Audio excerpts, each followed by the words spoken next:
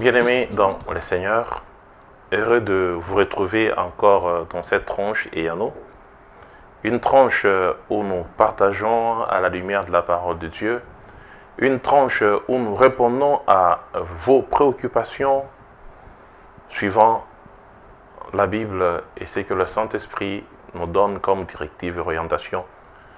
C'est ainsi que je vous encourage, les fidèles téléspectateurs de Clé de David, à continuer à envoyer massivement vos préoccupations au numéro qui s'affiche au bas de votre poste téléviseur, sur WhatsApp ou bien sur des SMS d'une manière normale.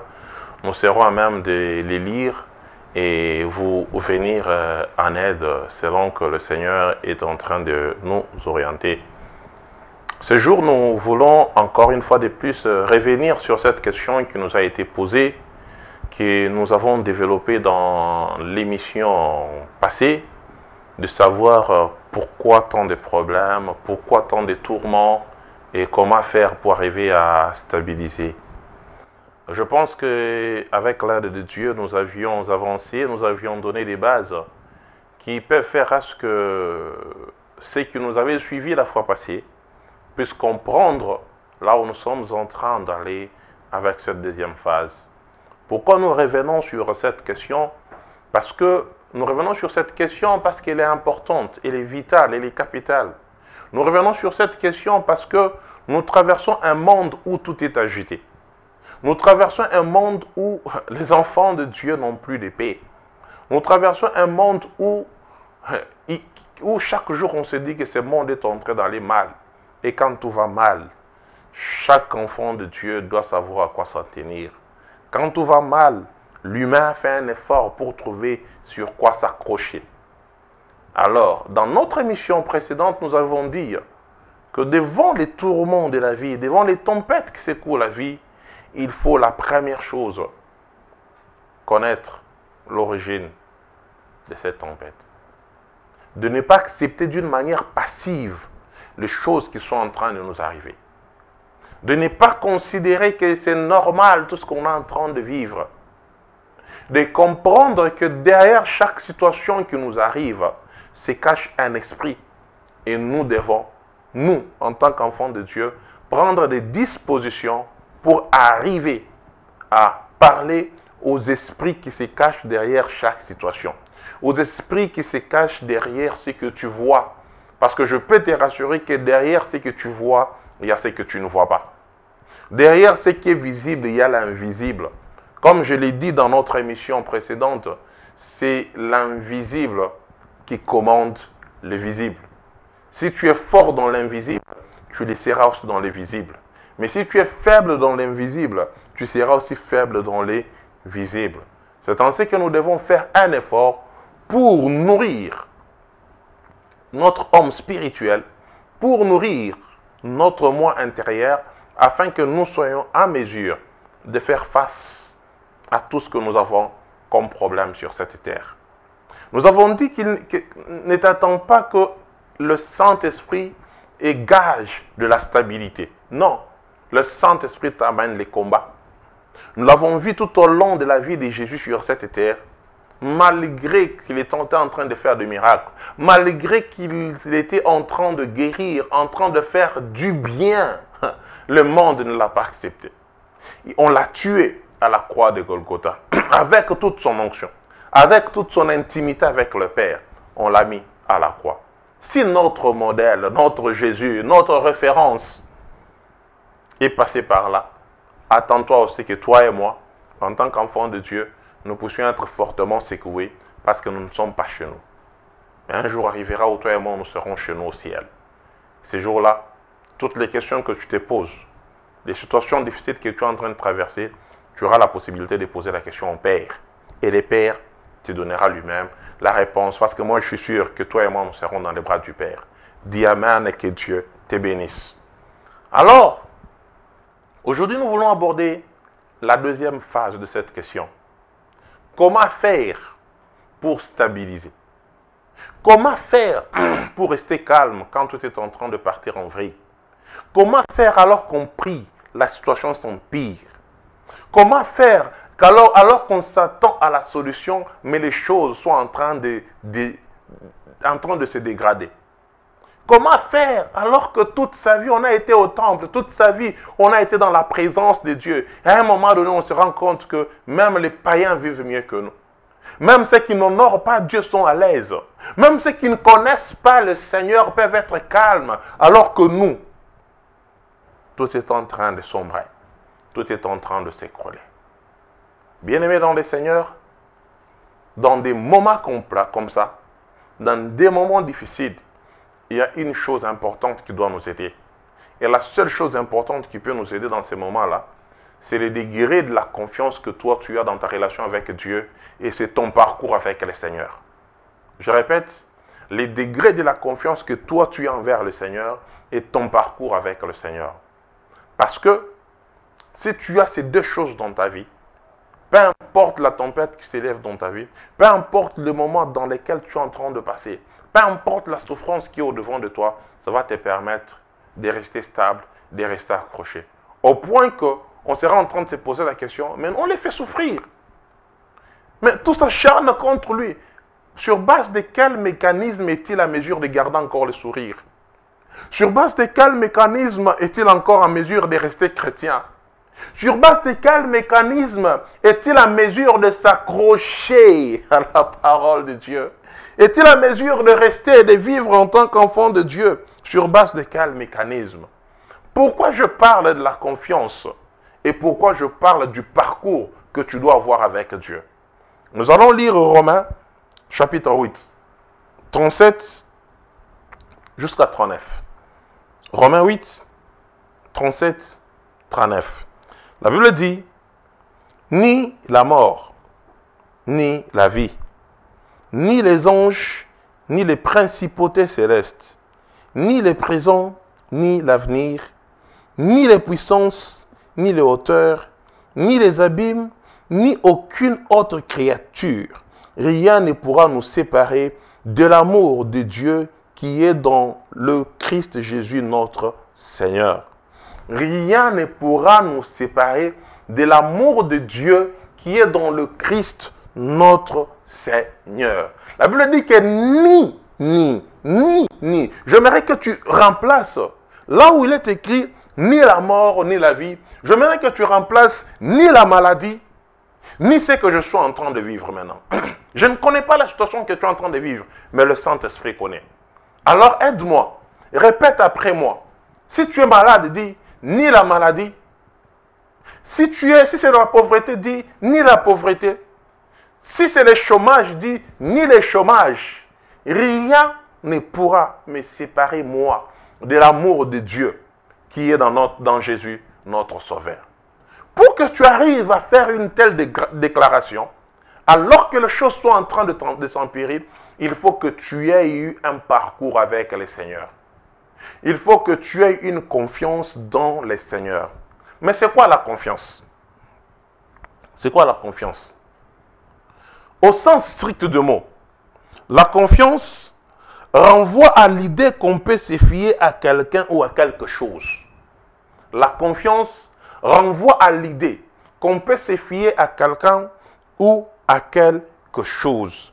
C'est-à-dire que quelqu'un qui fait confiance, quelqu'un qui se fie à quelque chose, avant que nous connaissions Dieu, avant qu'on ne vienne à Jésus, nos aïeux, nos ancêtres se fiaient dans une certaine façon de vivre. Pas simplement nous. Même les enfants d'Israël se fiaient dans une façon de vivre.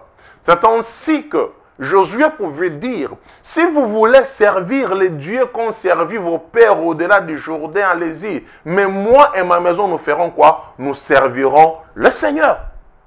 C'est-à-dire que il faut que tu aies un parcours avec le Seigneur, bien-aimé dans le Seigneur. Ce qui te permet de tenir quand ça devient difficile. Ce qui te permet de tenir quand tout ne marche pas. Ce qui te permet de garder ta tranquillité, de garder ta stabilité, c'est ton parcours et la confiance que tu as avec Dieu. Regardez ce jeune homme David. David arrive devant Goliath alors que c'est difficile. Toute la nation est tenue en échec. Les choses ne marchent pas. Les choses sont difficiles. Même quand il dit qu'il veut combattre Goliath, les gens l'empêchent d'atteindre son objectif. Qu'est-ce qui a aidé David? Ce qui a aidé David, c'est quoi? C'est son parcours avec le Seigneur. C'est ainsi que David pouvait dire, quand j'étais en brousse, quand l'ours venait arracher l'agneau, je faisais quoi? Je me battais avec l'ours, j'ai arraché l'agneau que l'ours voulait dévorer. Bien-aimé dans le Seigneur, il faut que tu écrives une histoire avec le Seigneur. Je dis, tu dois écrire une histoire avec le Seigneur. Ce que tu es en train de vivre là ne va pas t'anéantir. Par où tu es en train de passer là ne va pas te tuer. Mais ça va te permettre d'écrire ta propre histoire avec le Seigneur. Ça va te permettre que ceux qui viendront après toi, par rapport à ce que tu es en train d'endurer, ta progéniture, ta descendance soit à mesure de dire qu'on a eu la chance d'avoir tel dans notre lignée parce qu'il a combattu et il a remporté la victoire. Nous pouvons être heureux. L'histoire que tu as avec le Seigneur, le parcours avec le Seigneur, quand tout est difficile, ce parcours devient un élément sur lequel on s'assoit pour rester calme, devient un élément sur lequel on reste stable, devient un élément sur lequel on ne peut plus bouger, parce que David savait que c'est lui qui l'a délivré lorsqu'il était en face de l'ours, était avec lui. Le parcours que tu as avec le Seigneur. Le parcours avec Dieu, c'est l'ensemble des expériences qu'on est en train de vivre au quotidien avec Dieu. Le parcours avec Dieu, c'est l'ensemble des victoires qu'on remporte chaque jour avec le Seigneur. C'est le nombre de combats qu'on a remportés avec Dieu. C'est le nombre de choses qui sont arrivées dans ta vie. Quand ça a voulu t'anéantir, tu n'es pas mort. Tu n'es pas mort. Tu es resté là. Si tu n'avais pas pour toi le Dieu de Jacob, si tu n'avais pas pour toi Jésus comme Dieu, tu sais combien de choses se seraient déjà arrivées dans ta vie? Si tu peux être compté aujourd'hui parmi les vivants, si tu peux être assis dans ta maison, dans ton bureau, peu importe là où tu es en train de nous suivre, c'est que tu es destiné à la victoire. C'est que ton parcours avec le Seigneur n'est pas encore terminé. C'est que ta marche avec le Seigneur n'est pas encore à sa fin. C'est que ta relation avec Dieu doit encore continuer. Bien-aimé dans le Seigneur, le parcours avec Dieu, c'est cette fiche synthèse-là sur laquelle on peut se réveiller chaque matin, regarder dans les rétroviseurs, dire « Quand j'avais 3 ans, j'ai voulu mourir, le Seigneur m'a protégé. Lorsque la maladie est entrée dans mon corps, il ne m'a pas emporté. Lorsque la Covid est venue, elle a emporté beaucoup de gens, mais moi, je suis resté en vie. C'est lui qui m'a guéri de la Covid. C'est lui qui m'a guéri de telles maladies. C'est lui qui m'a délivré de telles choses. A la capacité de refaire la même chose aujourd'hui et faire bien plus encore. Le parcours avec le Seigneur, il faut que tu l'aies. Il faut que tu arrives à écrire une histoire avec Dieu. Comment stabiliser ta vie? Comment rester stable? Continuer à aimer Dieu quand tout va mal. Bien aimé, on s'appuie sur l'expérience personnelle avec Dieu. Là, ce n'est pas un problème d'une expérience collective. Il y a des moments donnés dans la vie où il n'y a pas de nous dans les affaires de Dieu. À un moment donné dans la vie, il y a des choses personnelles où tu restes seul avec Dieu. Regardez les disciples. Ils ont connu une histoire commune avec Jésus. Ils ont grandi à côté de Jésus. Ils ont fait les miracles. Jésus était encore vivant. Marc le dit. Qu'on les a envoyés. Ils ont guéri les malades. Ils ont induit les malades sont guéris. Ils ont chassé les démons. Jésus leur dit, ne soyez pas contents parce que vous avez chassé les démons. Mais soyez contents parce que votre nom est inscrit dans le livre de vie. Mais à un moment donné, ils sont en train d'évoluer avec Jésus. Il arrive à un moment donné dans la vie de Jésus où Jésus regarde à gauche, il ne voit personne. Il regarde à droite, il ne voit personne. Même les plus fidèles de ses lieutenants renient Jésus. Il dit, j'ai jamais été avec Jésus. Bien aimé, ne sois pas étonné que quand ça devient difficile dans ta vie, tu te retrouves seul. Ne sois pas étonné qu'on t'abandonne. Ne sois pas étonné qu'on te taxe des choses, qu'on dise que parfois tu es tombé dans le péché parce que tu es en train de souffrir. Ne sois pas étonné que la situation que tu es en train de traverser puisse faire à ce qu'à un moment donné tu puisses te retrouver seul. Je vais te dire une chose, retiens-moi bien, écoute-moi bien ce que je vais te dire. Plus la souffrance dure, plus elle nous apporte des choses. La première chose, quand la souffrance dure, elle nous apporte la solitude. Et la deuxième chose, elle nous apporte l'abandon.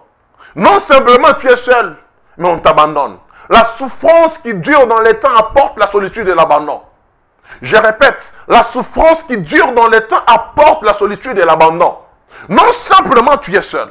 non simplement on va t'abandonner, mais tu n'auras personne à côté de toi pour t'encourager. À ce moment-là, tu auras juste besoin de ta relation personnelle avec le Seigneur. Parce que si une mère peut oublier son enfant, qu'elle allait, si un père peut oublier son fils, si le monde entier peut nous abandonner, notre Dieu n'abandonne jamais ses enfants. Notre Dieu ne nous oublie jamais.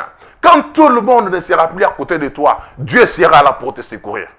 Quand tout le monde va te tourner le dos, Dieu sera là. C'est peut-être ta situation pendant ce que je t'en ai parlé.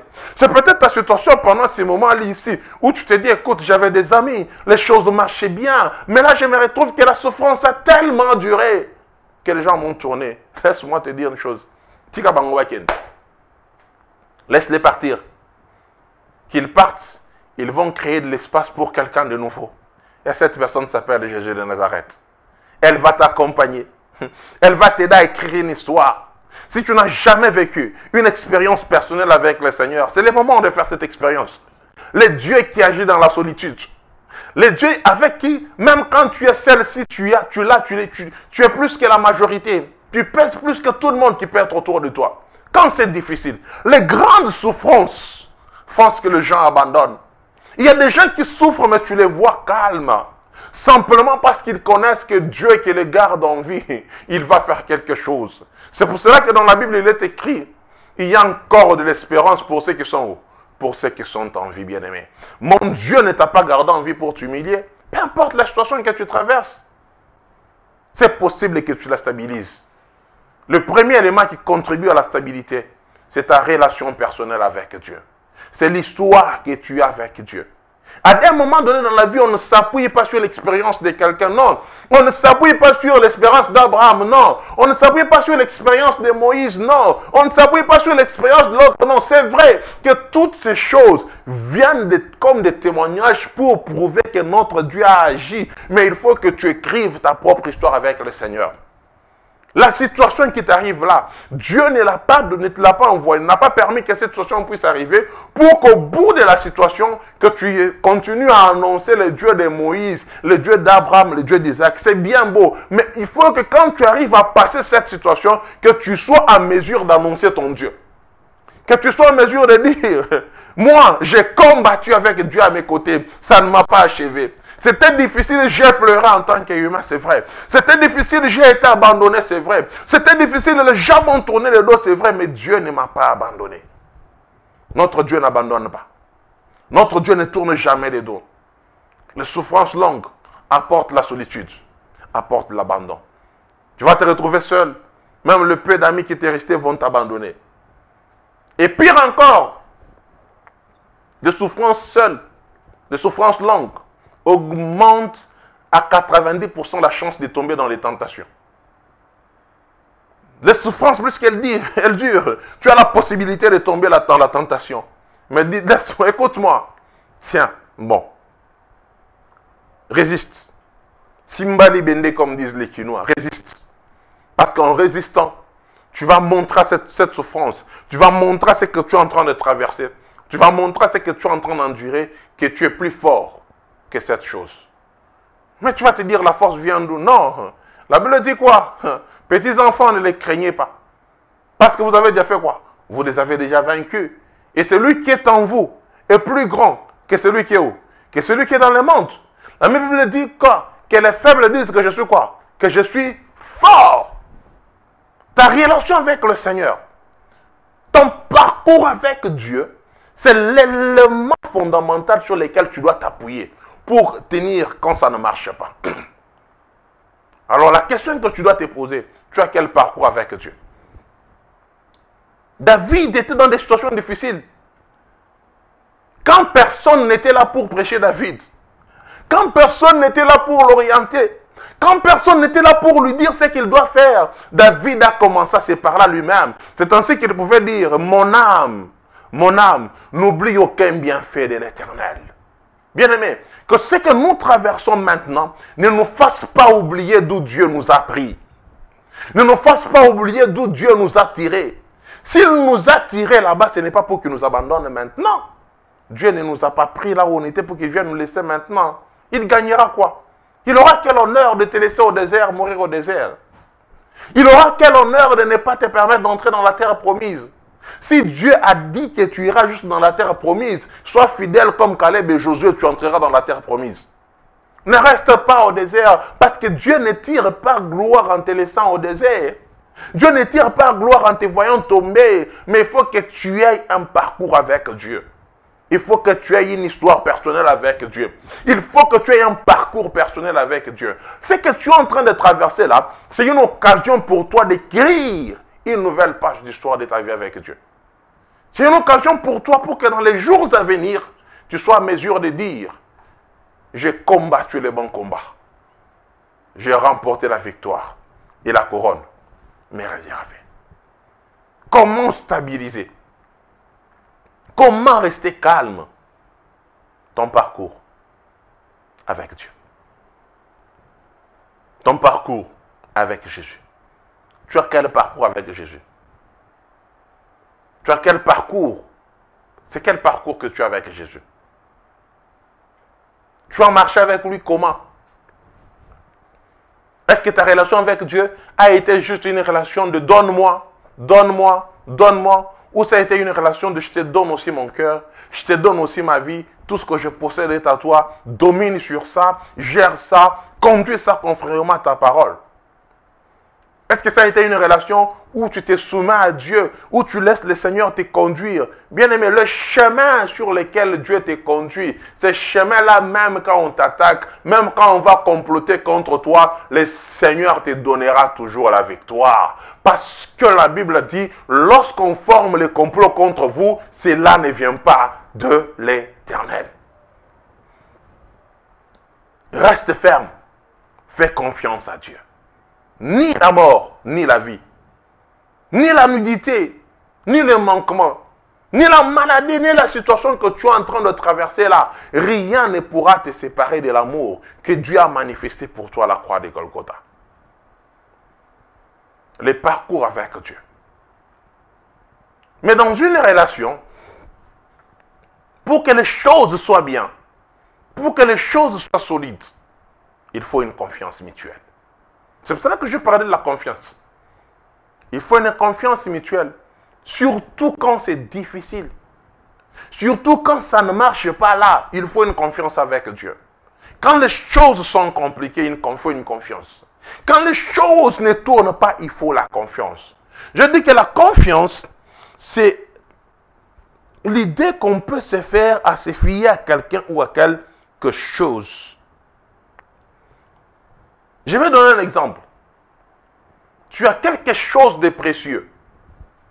Tu remets ça à quelqu'un pour que cette personne garde ça pour toi.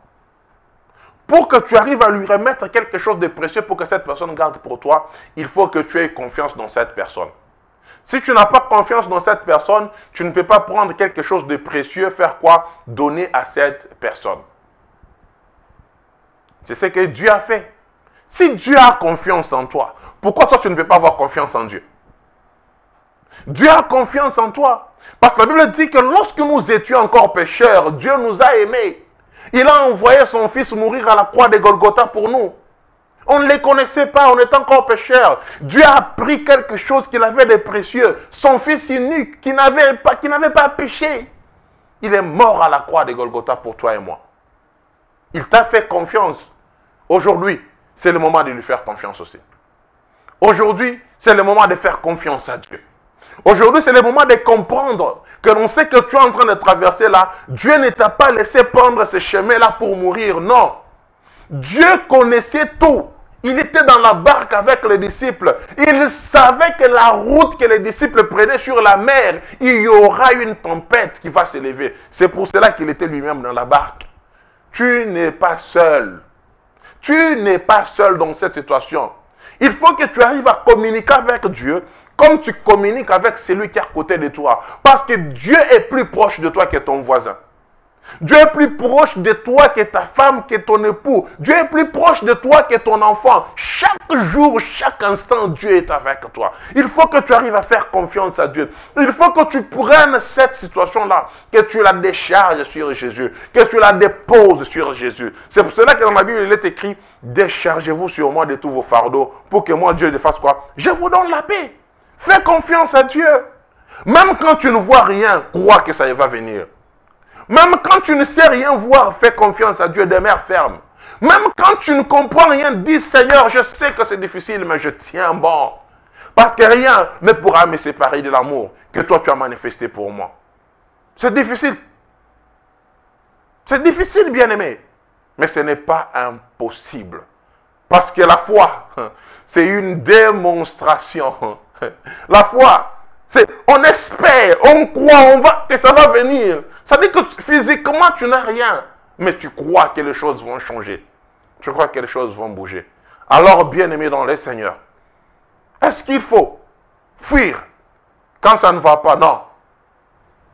Il faut tenir ferme. Il faut faire confiance à Dieu. Crée une histoire avec Dieu. Chaque matin, quand tu te réveilles, vois le nombre de victoires que Dieu a permis que tu puisses remporter. Chaque matin, quand tu te réveilles, considère que le fait déjà que tu sois en vie, c'est une victoire. Considère que le fait que tu sois réveillé là, c'est une victoire. C'est déjà le même parcours avec Dieu. Parce que quand tu dors, quand tu fermes les yeux, quand tu es dans ton inconscience absolue, qui sait ce qui se passe autour de toi?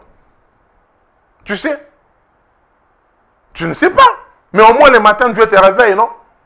N'est-ce pas qu'il y a des gens qui sont allés dormir qui ne se sont jamais réveillés alors qu'ils étaient en bonne santé? Donc le fait déjà d'être debout, c'est une victoire avec Dieu. Voilà la première base sur laquelle tu dois t'appuyer pour développer ta confiance à Dieu. Pour dire que si Dieu m'a réveillé, même si je suis encore dans cette situation, je sais qu'elle va se terminer. Le fait que tu sois en vie là, le fait que tu dormes et que tu te réveilles, le fait que tu sortes et que tu rentres, le fait que pendant ce moment que tu sois en train de m'écouter, il y a des gens qui étaient assis comme toi et puis ils sont tombés, ils sont partis. Crise cardiaque, coma, fini, AVC, parti. Mais toi tu es en vie. Malgré les problèmes que tu es en train de traverser, bien-aimé, que rien ne te sépare de Dieu. Ton histoire personnelle avec Dieu, ton parcours avec Dieu et la confiance que tu dois avoir avec Dieu. Les sentiments de sécurité que tu dois avoir quand tu te fies à Dieu. Le sentiment de sécurité que tu dois avoir quand Dieu est avec toi. Ce sont des choses qui peuvent faire à ce que toi, tu puisses rester fort avec Dieu. Que toi, tu puisses rester fidèle avec Dieu. Parce que Dieu ne t'a pas abandonné. Celui qui ne t'a pas abandonné quand tu étais petit ne t'abandonnera pas maintenant. Celui qui ne t'a pas laissé tomber quand tu étais dans le ventre de ta mère ne te laissera pas tomber maintenant. Alors, bien-aimé dans le Seigneur, demeure fort avec Dieu. Demeure dans l'intimité du Père. Accroche-toi. Accroche-toi. Rappelle chaque jour à la situation que tu es en train de traverser. Dis à cette situation que si Dieu m'a réveillé, c'est déjà un premier miracle. Celui qui m'a réveillé ne me laissera pas comme ça. Celui qui m'a réveillé ne permettra pas que cette journée puisse se terminer toujours dans les pleurs. Celui qui m'a réveillé ne permettra pas que je rentre auprès du Père, dans la gloire du Père, toujours dans cette situation. Il y a un temps pour toutes choses. C'est ainsi que Dieu a dit aux disciples que personne, alors personne, moi je crois cette parole, personne n'a jamais quitté son père, sa mère, abandonné ses biens, abandonné ses frères, soit venu à Jésus. Qu'il continue comme ça, sans obtenir les centuples dans les siècles présents et la vie éternelle dans les siècles à venir. Bien-aimé, c'est possible qu'on vive les centuples dans les siècles présents. Mais quand c'est difficile, l'histoire, ton histoire personnelle, ton parcours avec Dieu, sont les éléments sur lesquels tu dois t'appuyer. La confiance que tu as dans la parole de Dieu. Quoi que la parole de Dieu est oui, amen, ne va ni à gauche ni à droite, demeure dans cette parole, parce que tes pleurs, tes souffrances, ce que tu es en train d'endurer, sont des choses qui peuvent faire à ce que Dieu puisse te soutenir et te bénir. Alors à partir de maintenant, tu n'es pas seul. À partir de maintenant, tu ne traverses pas cette situation seule. À partir de maintenant, Dieu ne te tourne pas les dos. Même quand tu auras l'impression que tu es seul, dis-toi que Dieu est toujours avec toi. Même quand tu auras l'impression que ça ne marche pas, dis-toi que le Seigneur est avec toi dans ce ça ne marche pas là. Même quand tu as l'impression que tu es en train de pleurer, dis-toi que Dieu est avec toi dans ces pleurs-là. Même quand tu as l'impression que c'est en train de tourner en rond, dis-toi que Dieu est en train de tourner avec toi en rond. Et il te dira, comme il a dit aux enfants d'Israël, vous avez assez traîné sur cette montagne. Il est temps maintenant que vous puissiez marcher. Parce que notre Dieu n'abandonne jamais. Je dis jamais, alors jamais, ceux qui se fient à lui, ceux qui restent fidèles à lui. Est-ce que tu peux tenir? Est-ce que tu peux dire encore? J'ai un Dieu plus fort que toi. J'ai un Dieu plus puissant que toi. Que Dieu te bénisse.